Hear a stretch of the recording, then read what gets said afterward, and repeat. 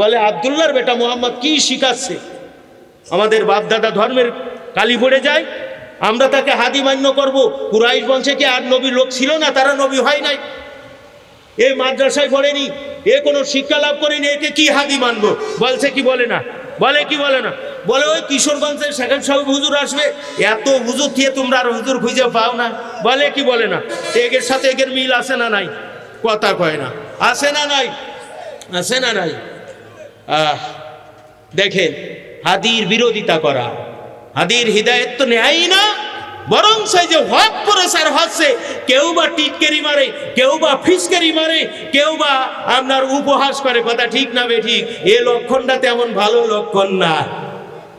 কথা আকাশে তোর বাপের নাম কি? আকাশে একটু থুতলা বন্ধ করে কুফরি হালতে মৃত্যু হবে, মুসলমানের খাতায় নাম থাকবে না। নবীর বিরোধিতা করে, নায়েবে রাসূলের বিরোধিতা করে দুনিয়ার পথ থেকে অশান্তির সাথে ঈমান হারা হয়ে কবরে যেতে হবে। কথা ঠিক না বে ঠিক?